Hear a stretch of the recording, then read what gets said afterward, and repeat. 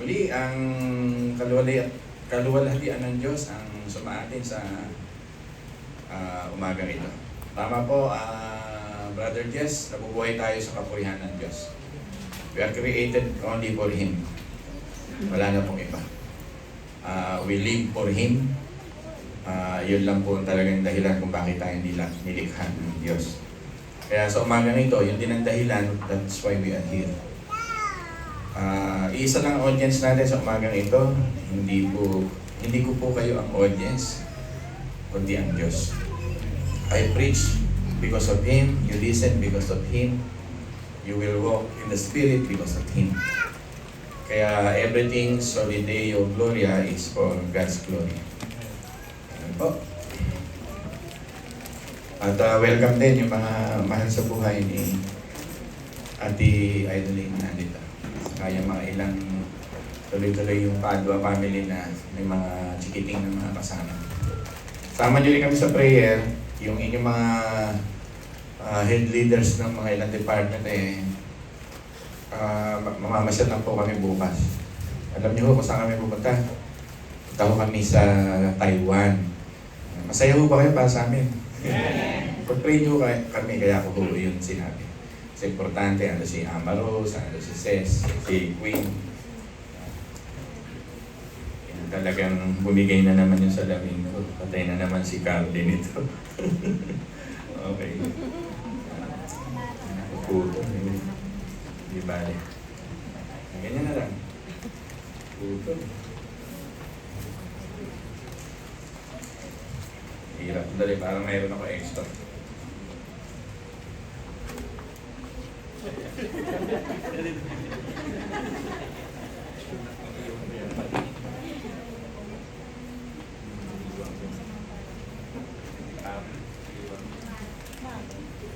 Ay, kamara. Yung kanina, yung butonis ko 3, natanggal. Buti na lang si Tantan available. Nakahiram ako. Ay, kay mo. Ito na masalamig ko ngayon bumigay. Talaga ang buhay dito sa lupa broken world. Ay, salamat. Carly, ito na naman ako. Nagmukha na naman ako si Winnie the Pooh. Ay, Amara. Amara. Alright. Let's go. Huwag nila na tumawa. Tuloy-tuloy lang ang buhay natin. Yan. Putol Ang ating topic po ngayon, binasa sa atin ni Sister Lani in her beautiful outfit today, ay yung Book of Nahum. Napakaganda po niya. Yan po yung sequel to sa message ni Elder Amado nyo nung kauna-unahang nagbukas ng series natin. Alam niyo po, ang pagbabasa ng Biblia ay napakahalaga na maunawaan ninyo yung typology na tinatawag. Yayaman kayo sa pag-aaral ng typology. Pastor, what is typology? If you study the book of Jonah, it is the first coming of Christ. Actually yun. It is the types of the first coming of Christ. Binanggit doon yung 3 araw na nasa loob ng belly. Binanggit doon yung repentance para dito sa Nineveh. Nineveh ang pronunciation yun. At binanggit dito yung tinatawag na preaching. Nag-preach dito si Jonah. Yun po ay lahat na naganap sa first coming Jesus Christ. Mamaya para maunawaan ninyo. Iba ho talaga pagka kayo ay nag-aaral ng, gusto ko na sabihin sa inyo, magpakayama kayo sa Reformed Theology o Covenant Theology. Hindi ko kasi pwedeng pag-iwahiwalayin ang salita ng Diyos, magiging dispensationalist kayo. Pastor, ang dami yung sinasabi nyo, hindi namin makuha. Marami po kasing grupo, sasabihin ko sa inyo, na hindi tinatanggap ang Old Testament. Kahit kasama na natin sa Evangelical, Believer, o Christianity. May mga even theologian na magagaling, even the Protestant Martin Luther, sa panahon niya, hindi niya tinanggap yung Book of James. Pero in a long run, na-realize niya rin, kasi para sa kanya, hindi niya maitagni yung we are saved by grace, tapos may binanggit si Book of James na work out for your salvation. Para hindi niya matanggap. Pero nung maunawaan niya na yun ay sanctification, ibig sabihin ng sanctification, pagdadalisay sa isang Kristiyano, tinanggap niya rin sa last part ng kanyang. Pero nagkaroon ng mga problema. Namnamin yung mabuti sinasabi ko. Itong first coming, ito yung Book of Jonah, at nag-typify o type sa Book of Nahum yung second coming ni Christ. Ganyan po ang pagbabasa ng Biblia. Pastor, bakit mo binabanggit yan? All scripture, all letters, all paragraphs of this Bible ay tumuturing yan sa ating Panginoong Hesus. Kung babasahin nyo nga, ang Book of Colossians, ang lahat ng bagay ay nilalang ng Diyos para kay Kristo. Ang lahat ng bagay ay pinayagan ng Diyos na mangyari para kay Kristo. Even the smallest molecule to gigantic stars ay for Christ. Kaya yung Word of God na ito ay for Christ. Yan po yung reform. Hindi ito yung parang grupo na iba tayo sa iba, parang Baptist, parang Pentecostal.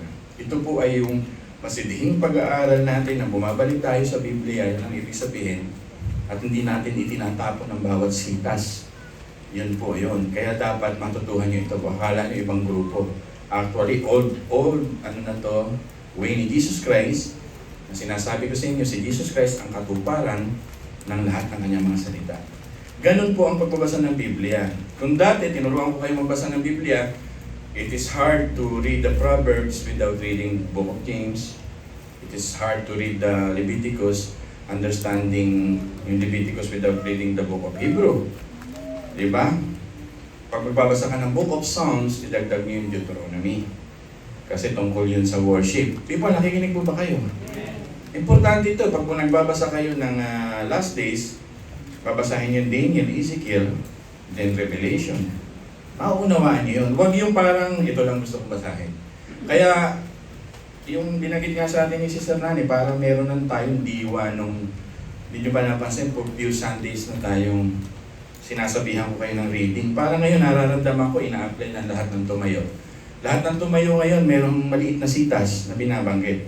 And I'm happy to witness that na kayo ay hindi basta magsasalita na walang basihan sa salita ng Diyos. Amen po ba doon? Kaya dito, pag nagbasa ka ng Nahum, maunawaan mo ngayon yung second coming. Alam mo, pag unbeliever ka, medyo mabigat ito, ang hirap unawain yung sinasabi ni Pastor Ariel. Kasi ang Holy Spirit lang ang nagbubukas ng diwa natin, John chapter 14, 26 and 27. Tuturuan tayo ng banal na spirito ang maintindihan tungkol lahat kay Kristo.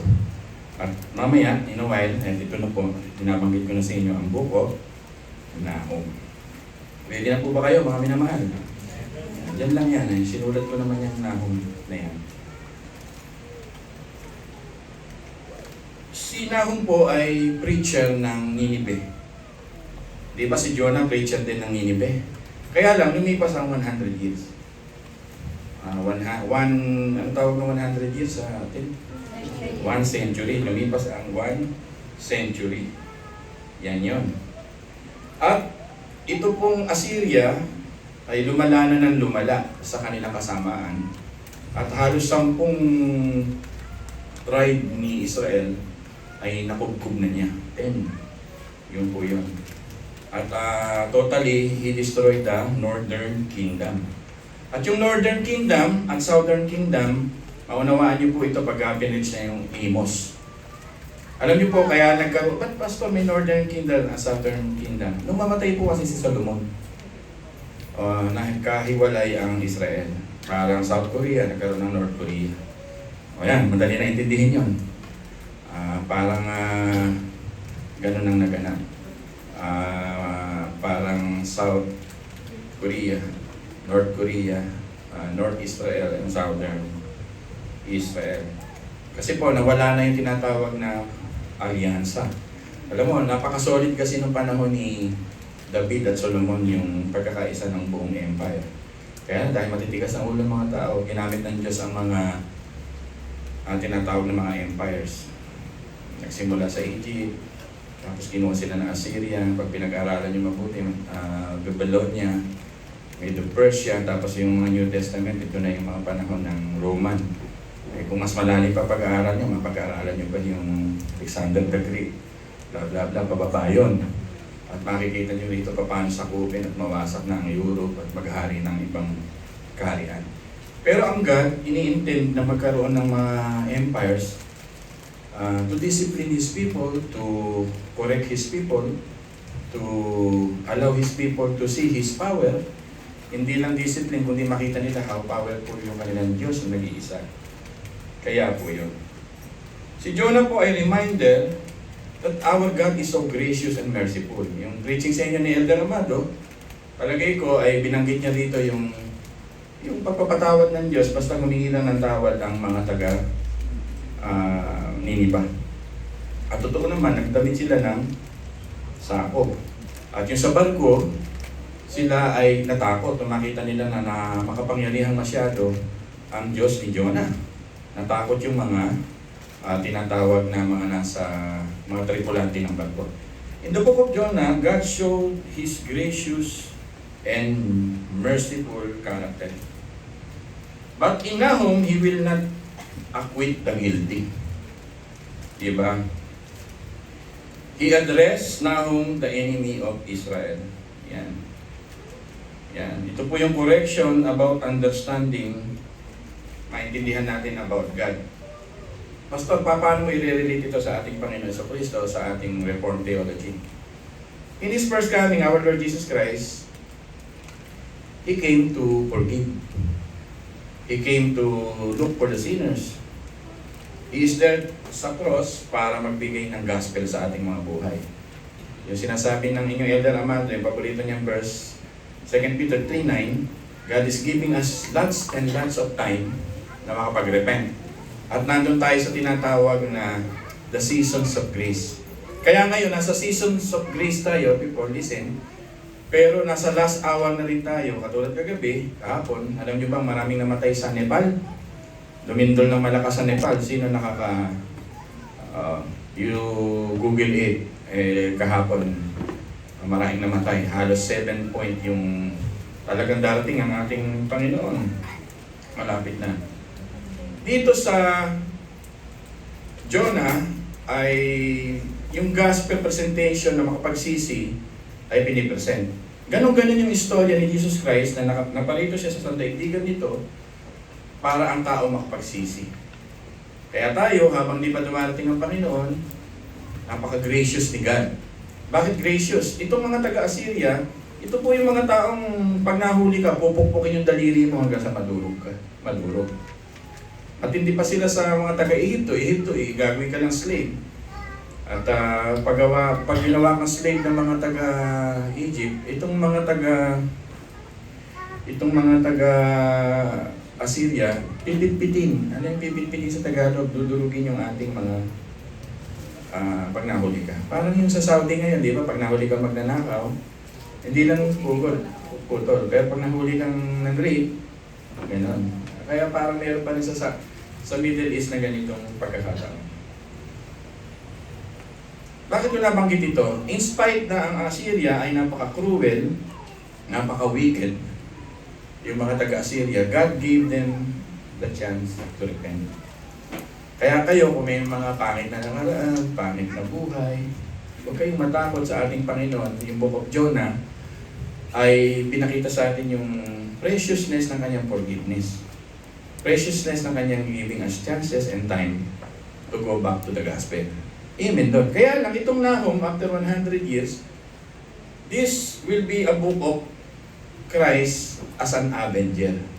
You know, the real Lord Jesus Christ is the avenger. Pastor, what is an avenger? Ano ba ibig sabihin ng avenger? Binanggit ni, ganda ng translation ng English kanina ng Sister Nani, may binabanggit doon yung avenge. Ito na yung time na si God, si Jesus Christ ay judge. Kaya dito, He will not acquit the guilty.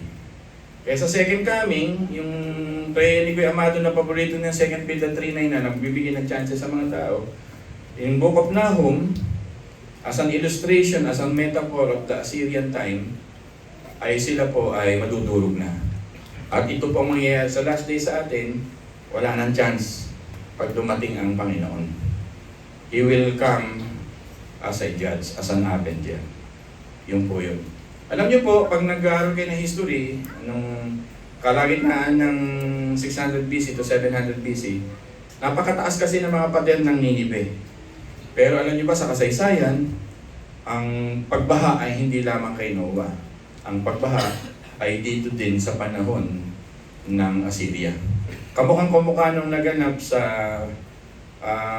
the global flood, dito naman flood sa Assyria, na lumambot ang lahat ng kanilang foundation ng wall. May mga wall kasi ang Nineveh, buong Nineveh City, parang kumbaga sa, ano ba kapital ng Pilipinas natin? Manila. Kumbaga sa Assyria, ang capital ay Nineveh. Yung Nineveh ay nakapaikot yung pader. Lumambot dahil doon sa baha. Sa paglambot noon dahil sa baha, nasakop na sila ng Babylon. At yung mga past few weeks na message ko sa inyo, yung Babylon, yun ang pumalit sa Assyria. Pero hindi natin tatalakayin ang Assyria, yung Babylon, kundi yung Assyria. Na pinurusahan sila ng Diyos sa pamamagitan ng bahang ito, lumambot ang lupa, napasok na sila ng Babylon, at halos namatay sila lahat doon sa pagpaparusa ng Diyos sa kanila. So, pinakita dito that God is a jealous God, not a soft God, but a jealous avenger. Nasa chapter 1 yan, verses 2 to 3, pag binasa ninyo ang book of Nahum. Chapter 1, 3 to 5, there is justice. Akala natin walang justice sa mundo, kay Nahum pinapakita na may justice. Kaya yung naranasan yung kaapihan, baka may umapi sa inyo, baka may gumawa ng masama sa inyo na napakahirap dito sa sandaigdigang ito kumuha ng hustisya, especially in the country Philippines. Naku po, sabihin ko sa inyo, usapang mga lupa, mamamatay ka na, di pa tapos, hirap kumuha ng hustisya, mayaman dito, naaakwit. Ako'y, sabi ko nga sa inyo, halos 5 taon na nasa kulungan, lahat ng mayaman na doon, wala na doon. At nung nasa kulungan ako nagtuturo, alam niyo bang chismis? Makita ko sa inyo, chismis lang ako, baka maano ko rito. Talagang ang laki ng kapaboran ng lahat ng mga mayaman doon. May mga kubol, may mga aircon, may mga bata, may mga stadium, may mga studio, may mga music room. At talagang hindi ko alam kung nakakalaya rin sila sa gabi. Pero chismis lang, sabi nila. Parang ganon. Ayoko kasing ako ay maano dito. Gusto ko lang sabihin, sa panahon ni God, sa second coming, magkakaroon na ng justice sa lahat ng kanyang mga anak. Medyo nasa shadow pa kayo ng medyo cloudy. Lilinaw na lilinaw to habang binabanggit ko sa inyo mamaya. Sabi nga sa chapter 1, verse 6, ito po, who can stand dito? Hindi kayang tumayo ng kahit sino mang pinakamalakas na empire sa Diyos. God is an invisible God. Yan ang pagkabinasa nyo ng stoyan. Nasa chapter 1 yan. Who can stand with that powerful God? Minsan nalulungkot tayo, ba't ang powerful ng China, ba't ang powerful ng Russia? At kaming mga Pilipino, maasa lang sa salamat sa Japan, binigyan tayo ng 18 na barko. Nung bumisita dito at first time na mag-address ng Congress, yung Prime Minister ng Japan. Alam niyo po yun, ito yung mga pangyayari natin. At nagkakaroon tayo ng, anong tawag dito? Yung pagsasama-sama ng Taiwan, Amerika at Japan, anong tawag dito? Alliance, ano sa Tagalog? May yung pagpapractice sila, yung balikatan exercise. Ako kinakabahan pag may balikatan exercise ng konti, pero pinagpipray ko yun kasi nagme-merge na ang Japan at Pilipinas at Taiwan. Para nagde-declare na tayong, kasi prophecy yun sa Revelation eh. Magsasama-sama yung magkakasama talaga. Katulad ng North Korea, ng Ezekiel chapter 38, ng Russia, China, ng Palestine, yung fundamentalist ng mga kalaban ng Israel, magsasama-sama lahat yan. At magsasama-sama nga sa bandang dulo. Yan nga, Israel, Amerika, Pilipinas, Taiwan. Kaya pagka nakikita natin parang tuwa-tuwa tayo sa news, uy, nagkakaroon na sila ng balikatan exercise. Malapit na. Kasi it is a battle between powers. Pero gusto ko sabihin sa inyo, nasa chapter 1, who can stand with God? Kaya nga, if Israel is the people of God, then you, as Gentile, na idinugtog ang branch nyo, yung sanga ninyo sa mga taga-Israel, Israel are people of God, the church are the people of God. Sabi nga ng Romans chapter 8, who can be against us? Lagi niyong tandaan na ang Diyos na sinasamba natin, kahit maliit lang tayo sa church na ito, ay true God who will defend us. Ang Diyos na ating tinatawagan ay protector, ang Diyos na ating tinatawagan ay provider, ang Diyos na ating tinatawagan ay the greatest warrior who will defend His people. Pinapakita ni Nahum na kahit anong makapangyarihan mo, pagdating ng Panginoon, God will be invincible. The side of God is indestructible. The side of God is unshakable. Hindi, kinagtan yun. Hindi ko may nuto sa inyo yun. The side of God is not giving way to pressure. Ito yung Diyos natin. May pressure ang Assyria. Ano ngayon? Sa harapan ng Diyos yun. But God is not giving way to pressure. God is not showing fear or hesitation. Pagka gusto niya magdisiplina, at durugin na yun ang didisiplina, didisiplanihin niya katulad ng Assyria, Babylonia, ng Egypt. Nadurog lahat yun. Kitang-kita natin sa history. And God is indefatigable. Pastor, lalim naman ang English mo. Ano ba yung indefatigable? Ni-research ko din po yung kasi hindi ko alam. Ayun yung mga ibig sabihin nun, no tiredness. Walang patig, hindi nahihirapang ipagtanggol ang kanyang mga anak. Amen po ba doon? Kaya maganda kinanta nyo that mamaya pwede natin gawing response song yun. Yung kanta ni Philip and Craig. Ano nga ulit yun? Title na? You are God alone. As I said, itong mga Assyrian na ito ay pinipit-pit ang mga daliri na mahuli. Tapos ang mga ilong ng mga lalaki ay nilalagyan nila ng singkaw na katulad ng sa kalabaw. At hinihila nila yan. Gano'ng kahirap yun. Tapos yung kanilang kamay ay pinuputol at pinuputol ang ulo. At dinidisplay ang katawan sa daanan at kolektor sila ng bungo ng mga taga-Israel. At yung bungo na yung gagawin nilang pyramid, alala ko tuloy yung mga old centuries ng gawing ating denggit na uso na yan ng araw, mga gawing bontok.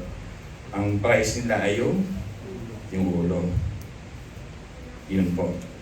So much for that. Gusto kong banggitin sa inyo that also God will use Assyria kasi bilang pamalo ng Israel.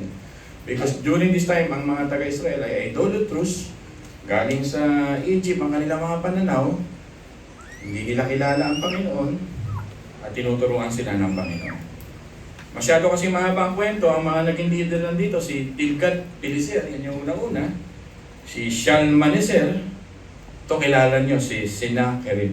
Di ba pag nagbabasa kayo, si Sennacherib. Ang sinakop nito ay 46 na mga towns, ito si Sennacherib. Ito ang malupit. At marami siyang mga generals katulad ni Rabshakeh na ginagamit ng Diyos para disiplinahin ang people of God. Huwag kayong magtaka kung sa panahon natin ngayon, nagkikwento ako sa inyo, itong Hamas, itong Israel, may mga bata, may mga babae, may matatanda, parang may kaguluhan pa tayo. Sinagot na yan last week ni Habakuk. Pero gusto kong sabihin sa inyo, God is in control of every situation on this planet. Because God will soon come. Amen po ba doon? Pastor, ano ba itong binabanggit mo na Assyria? Yan po yung modern Iraq. Modern Iraq. Yan po yung Iran, yan po yung Kuwait. Yan po yung Syria sa ngayon. Liwanag po. Sino ba sila sa ngayon? Sila po ba friends pa rin ngayon na Israel? Hindi na matatapos yan. The real war on this planet, sabi nga ni John MacArthur, is not because of the powers or the political side. It is all about religion. Kikinig ako ng isang araw sa kanya dito sa aspect ng yun ang dahilan kung bakit may giyera sa mundong ito. Sapagkat may people of God at people of Satan. May kingdom of darkness at kingdom of light. Kaya yung pinaka-final, ito yung Battle of Armageddon. So, ang lalim naman, ano yung Battle of Armageddon? Titipunin na ng Diyos ang lahat ng alliance niya with the angels at dudurugin na niya ang lahat ng kaaway niya. Kumbaga sa Star Wars, the Dark Force. Dudurugin na. At dito na tayo sa tunay na force. Yun po yan. Maraming Kristiyano ngayon, clouded ang mind, trap ang mind sa bakit ganito ang Diyos. Pero kung magbabasa kayo ng Biblia at nandito kayo sa Reformed Theology, makikita mo ito ay prophecy bago dumating ang Panginoon. Kaya yung Nahum, ito na po yun, habang binibigyan kayo ng chance ng Panginoon, give it to God. The context of Nahum is one word only. T-I-M-E. Sabihin nyo nga ho. T-I-M-E. Time. That is the context o nilalaman ng Nahum. If you read 2 Peter 3:9, yung paborito verse ng Elder Amado, yun na yun. That God is giving us lots and lots of time to repent. Pastor, ang bigat ng messages ng mga reform, nagsasalita kayo ng repent! Do you know that the word repent, ito ang pinakamatamis ng salita na gustong marinig ng lahat ng nasa impyerno. Pag ikaw ay nasa impyerno ka, at halimbawa lang, sabi ng Panginoon, may chance pa to repent, gusto nilang marinig ang repent. Kaya lahat ng nasa darkness, pagka sila'y dumadaan na sa kadiliman at pagpaparusa ng Diyos, that is the most sweetest word that they will hear, yung repent. Kaya lang, hindi na ibibigay ng Diyos yun sa ikalawang buhay. Kaya yung TIME, habang nabubuhay ka rito sa lupa, ito'y pinag-iisipan mo para makabalik sa Diyos. Yun lamang po ang message ng Nahum. Kaya kung hindi mo pagsisisihan ng iyong kasalanan, dumating ang Panginoon, namumuhay ka sa maling relasyon, namumuhay ka halimbawa sa the idolatrous world, namumuhay ka sa kadiliman, napakadami no, namumuhay ka bilang selfish na tao, namumuhay ka bilang namumuhay sa iyong mga magulang. 2 Timothy chapter 3, namumuhay ka bilang tao na hindi kumikilala sa Diyos. Habit mo ang pagsisinungaling, bla bla bla, napakarami niyan, ay kabilang ka dito sa mga tao ito. Ikaw ay may kaduwagan, ayaw mo lumaban para sa Diyos. Sabi nga ng Book of Revelation, you belong to the dark force. Kaya yung repent, hindi na ibibigay sa inyo pagdating na nun. Kasi may rapture na nun eh. Kaya nga ngayon, habang nagpipreach ang pastor, habang nagbabasa kayo ng Biblia, habang kumakatok ang Diyos sa inyong puso, habang napakatamis pa ng grace and mercy of God, ay huwag kang maging parang baboy na pinapakain. Ano ba sabi sa Biblia? Pag pinakain ka ang baboy daw ng perlas, ito ay kanyang angasabin. Angasabin. Ano nga ba yung angasabin? Mag-grind. Masasayang lang. Yan ang message ni God. An old message of God during the flood, that people will repent. God is willing to destroy the whole earth at iwan lang niya yung remnants. Ganun siya. Pag sinabi ng Panginoon, dudurugin ko ang lahat ng tao sa Sodoma at Gomorrah, dudurugin niya talaga. At ang titira lang niya yung pamilya ni Lot. At sa pamilya ni, ano pangalan nito? Sa pamilya ni Noah. Uulitin niya ngayon yan sa remnant ng Israel. God will destroy all the earth, even the unbeliever of Israel, yung lapastangan sa Diyos na Israel, at titira yung remnant. Itong mga remnants na ito ang magsasabi sa Diyos at iiyak sa Diyos at papalaho sa Diyos, iiyak sa Diyos na totoo si Kristo may Diyos. Yan po yun. Nakikinig pa po ba kayo? Medyo kasi tayo, nasa tinatawag na historical preaching, prophetic preaching, kaya kailangan medyo makinig tayo ng mabuti dito. As I said, yung Assyria na ito ay polytheistic religion. Meron silang 2,400 gods. At ang sinasabi lang ng Diyos, ako lang ang nag-iisang Diyos. Ang kanilang buhay, part ng kanilang buhay ay fighting, battle, war. So they will use cruelty, brutality in every city. At kukunin nila lahat ng spoils of war. Yung mga ginto mo, kahit palayok mo, kahit mga babae sa inyo, ay kukunin nila. Alam niyo po ba na Assyria ay binanggit mismo sa Genesis chapter 2 verse 14? Siya po yung nasa bahagi ng Tigris na dagat, tubig. Ayan, nasa ilog, Tigris. Euphrates and Tigris. Nasa Tigris yan. Ito po yung umapaw noong 600 to 700 BC. Kaya namatay. Yung ilog na to, umapaw ito, namatay silang halos lahat. At pinasok na sila ng Babylonia. At sila ay dinisiplina ng Panginoon. So much for this. Tuloy-tuloy natin ang ating pag-aaral. As I said, even great empires ay dudurugin ng Diyos. So number 1, ang gusto kong matandaan ninyo ay metaphor of the coming of Christ. Sabihin nyo ang metaphor of the coming of Christ. Review ng konti. First come is the mercy and grace and compassion according to the book of Jonah. And the second coming, as I said, the book of Nahum, ay ito na nga po yan. That there is no chance for the wicked. Diba? Ito yung sinasabi na Isaiah, that God is against dito sa mga ungodly. But He will raise the godly nation.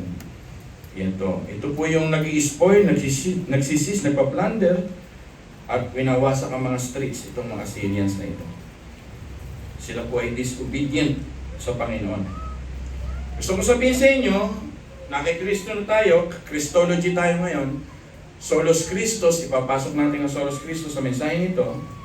Sa kanyang unang pagparito, a star marked His arrival.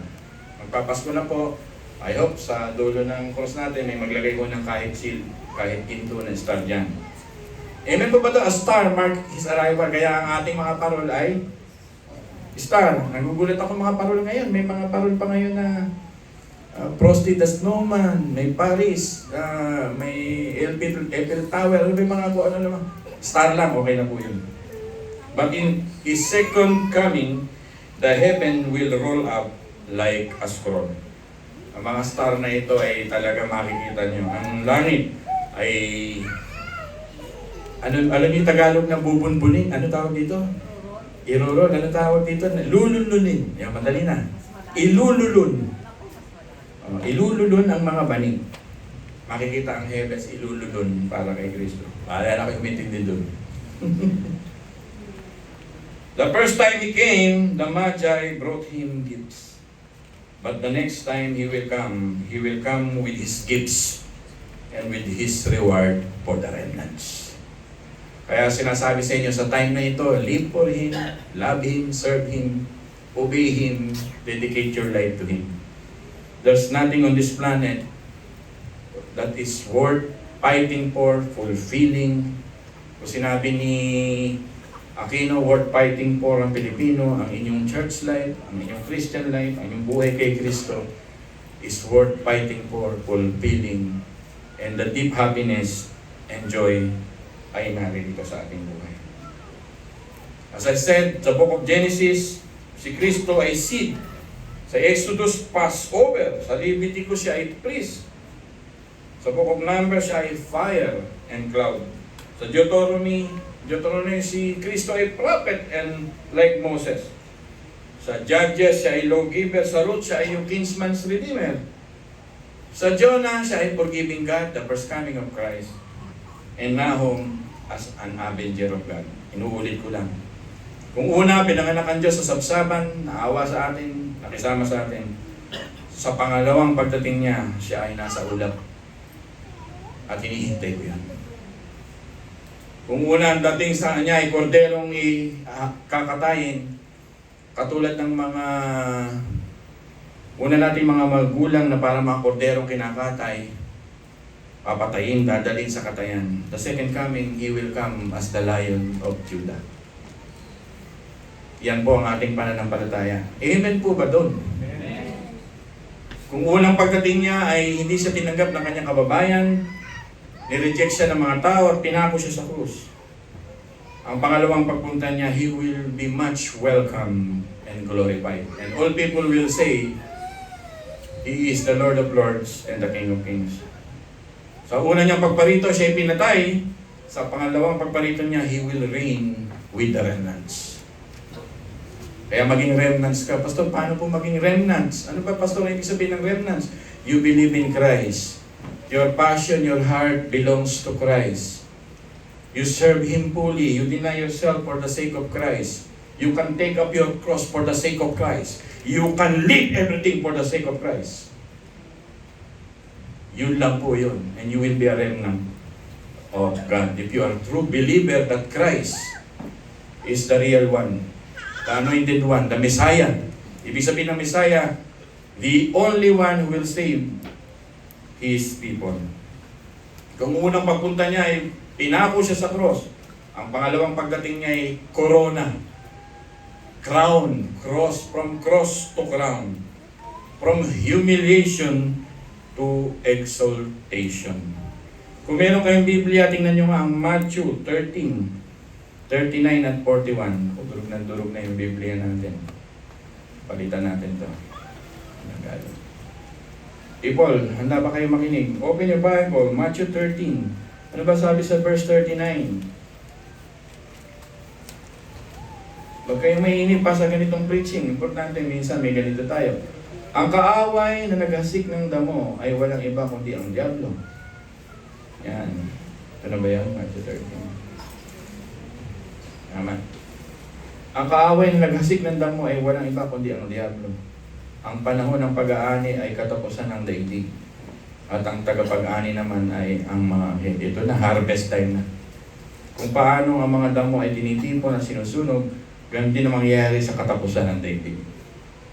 Ipag-uutos ng anak ng tao sa kanyang mga anghel, na titipunin nila mula sa kanyang kaharian ang lahat na nagiging sanhi ng pagkakasala at ang lahat ng gumagawa ng masama. Sa ayaw at sa gusto ninyo, there will be a, ano tawag dito? Pagbubukod-bukod. Pagbubukod ng labadang puti at labadang dikulor.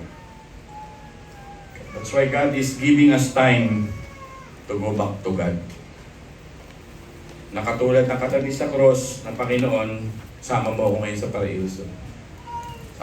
Sinasabi niya sa katabi niya, tayo magnanakaw, karapat dapat tayo pa ako rito. Meron na siyang pagkilala sa kanyang kasalanan. Repentance yun eh. Karapat dapat tayo pa ako rito. Pero siya inosente. Ganun ang usapan nila doon.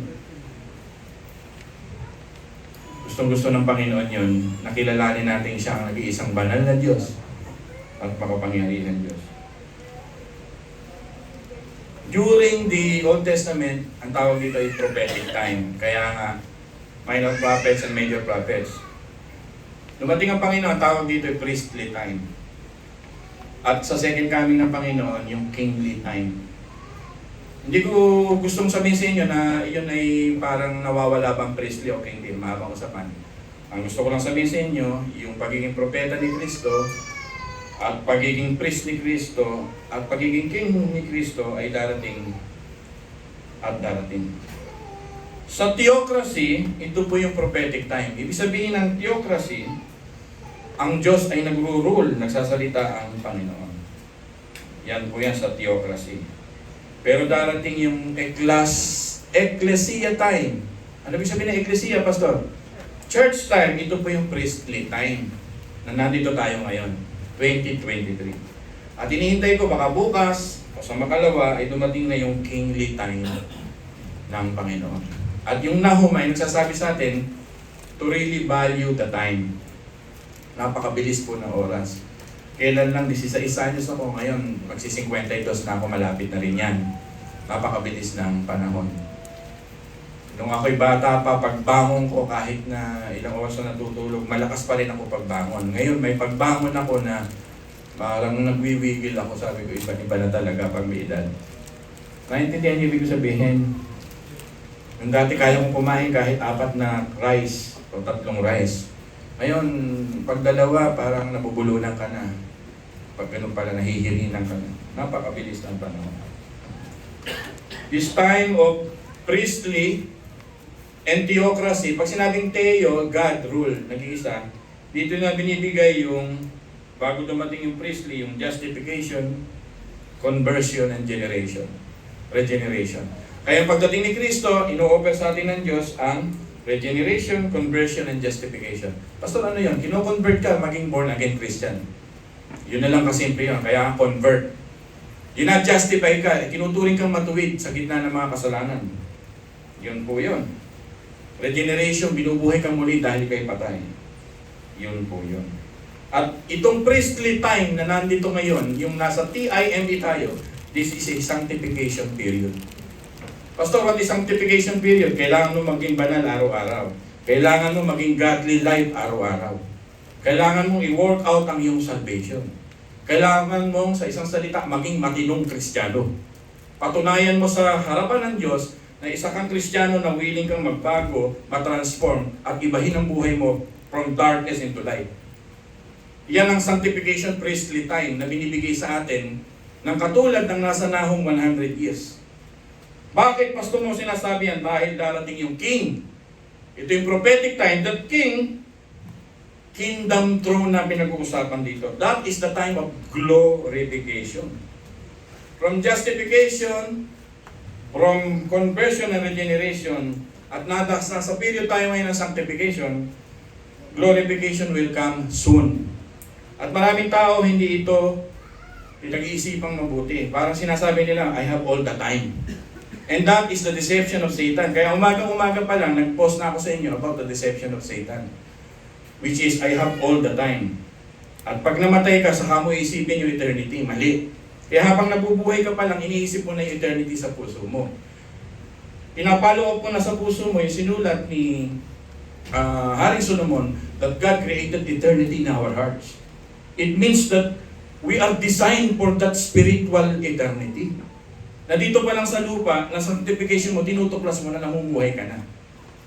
Iiwas ka sa daya ni Satanas sa mga temporaryong bagay. Sa deception ni Satanas na ang kala mo ang buhay dito sa lupa. Hindi ko sinasabing masama ang lupang ito. Pero gawin mong tungtungan ito, ang lupang ito, para lalo kang maging malapit sa Diyos.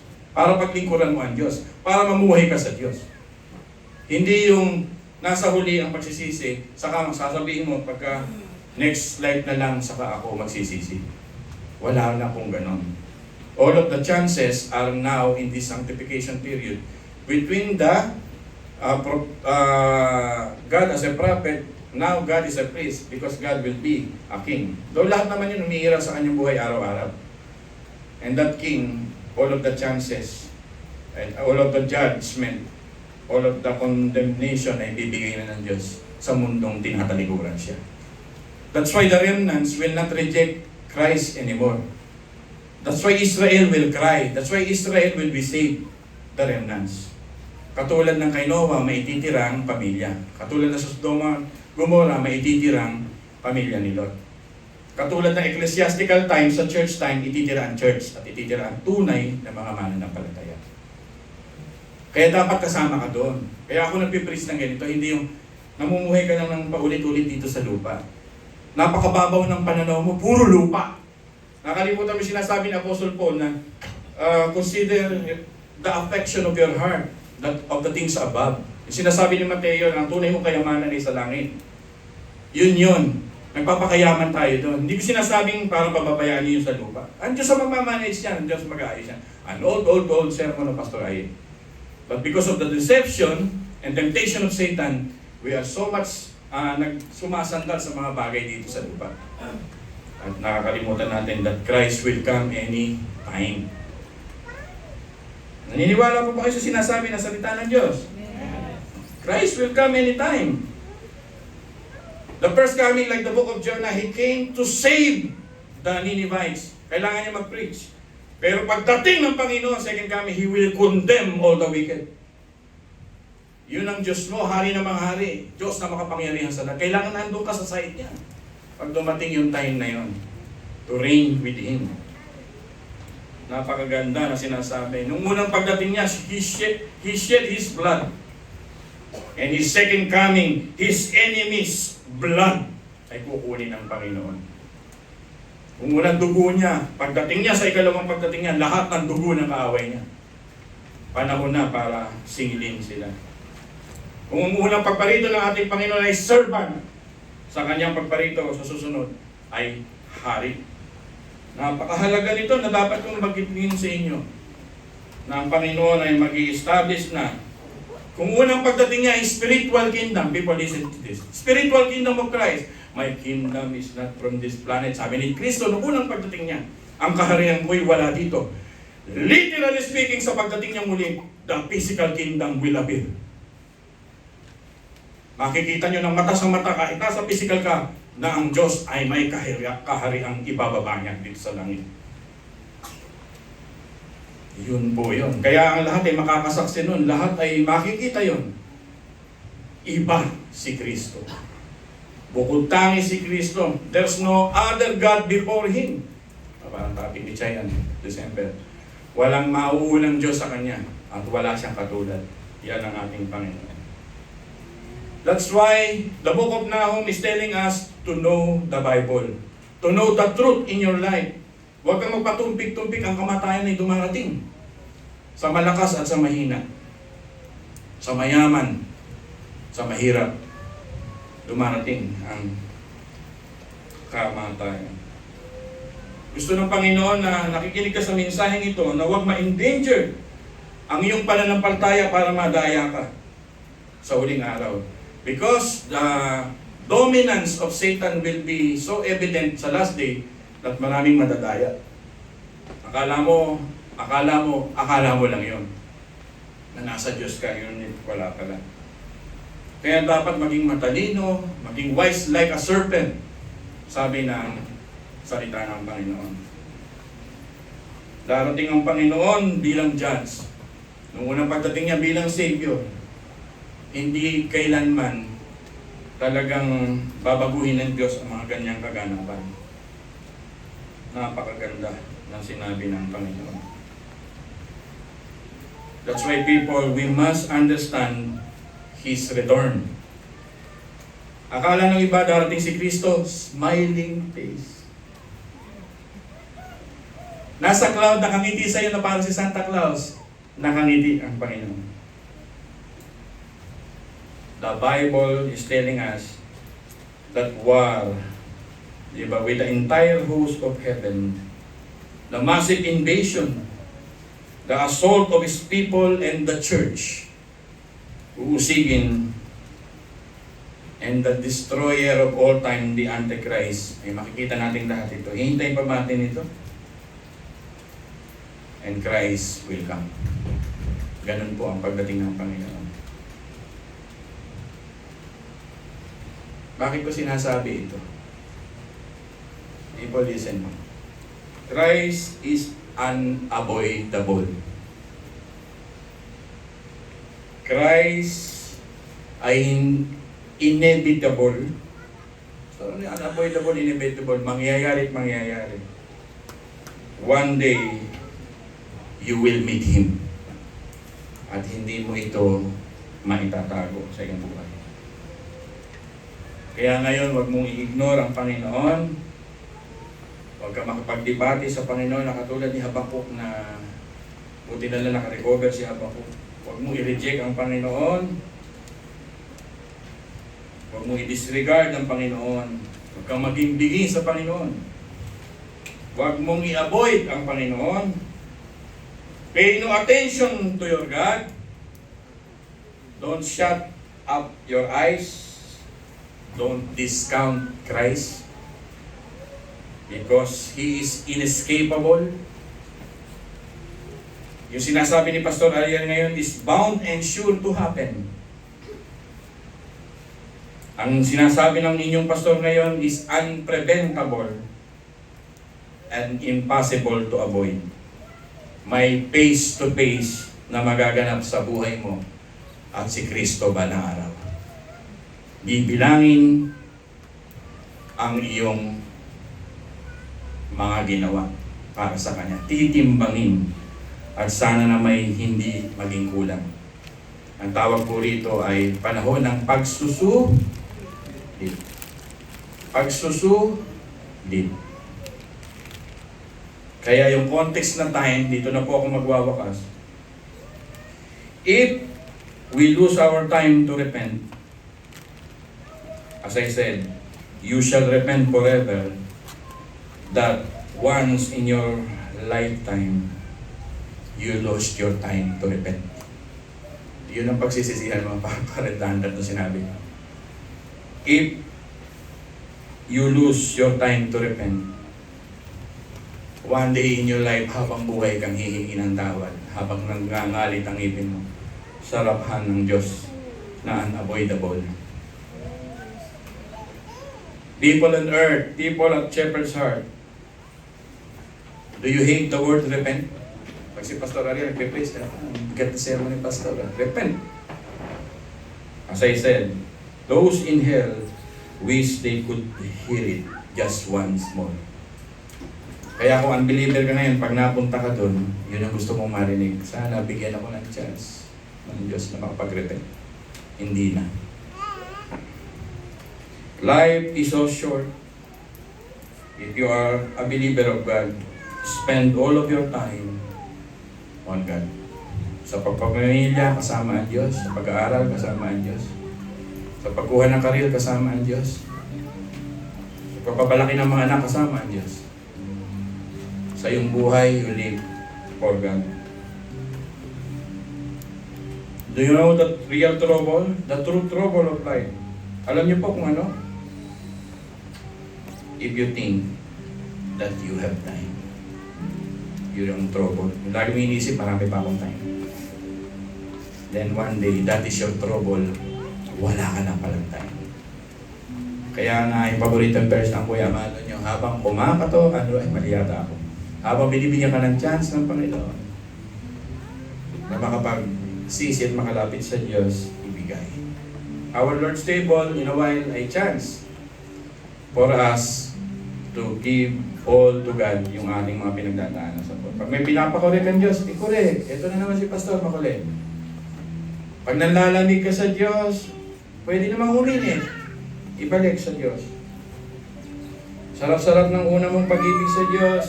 May enthusiasm ka, nagsiserve ka, kumakanta ka, tumutugtog ka, nagpe-preach ka, evangelism ka. Pero nung na-sway ka na ng mundong ito, wala ka ng title. For you is irrelevance in my life. God is knocking to you this morning and telling you, anak, you have time today to repent. People are listening? Hindi po ang evangelism sa Bible. Hindi po Pastor, what is evangelism explosion? Halika, mag-pray tayo. Tanggapin mo si Kristo, ikaw ay may kaligtasan. Nadaya tayo noon. Ang Bible, ang tinuturo lamang dito talaga para makalapit tayo sa Diyos, that faith and repentance is irreplaceable, interchangeably used by God. If you are repenting to God, you are putting your faith towards your God. Irreplaceable yun, hindi parang magkaiba yun, tingnan, pero naniniwala ka, kaya ka nagsisisi. Napakagandang word nun, minsan tatalakayin ko sa inyo. Bigay nyo sa Panginoon. The real trouble, I said, baka umuwi kayo, hindi sa kanan mo na, I have all the time. Baka umulan ng 100 days, at maiwan ka, at nasa loob kami ng arko. Ba't kanina nung salita? Di wag na arko, mag-rapture na lang. Diba? Pag nag-rapture, may iiwan ka ng nanay mo, naiiwan ka ng tatay mo, naiiwan ka ng lolo mo, naiiwan ka ng kaibigan mo, naiiwan ka ng anak mo. Habang sila ay kinukuha ng Panginoon, naiiwan ka kasi wala kang pananampalataya kay Kristo. At ayaw mo maniwala sa Kanya. So sa umagang ito, God is inviting us to that wonderful celebration of life. He sacrificed His body and blood. Ito na naman si Pastor Ariel. Kaya sinusuko natin ang lahat-lahat sa ating Panginoon. I-close muna natin ang ating mga mata. Hindi ko palalagpasin itong pagkakataong ito. Na ikaw mismo habang tumutugtog si Marvin ay magkaroon ka ng introspection, connection, contemplation towards your God. Panginoon, ito ang buhay ko ngayon. Pabaya ako sa spiritual life ko, hindi ako nagbabasa ng Biblia, hindi nga ako nananalangin. Time pa para sa sinasabi mong deny yourself and take up your cross. And follow me. Parang hindi ko kayang gawin yan. I'm so busy, Pastor. I have so much time to do my agendas of life, my plans of life. This wonderful morning, God is giving us chances in this priestly time, sanctification time, to be a real one, to be a godly one, to be a committed one, to be a people of God that really belongs to Him, who will declare His promises, declare His praises, and declare His wonderful leads towards human. Sige po tayo pumigil at hihingin natin ang tawad.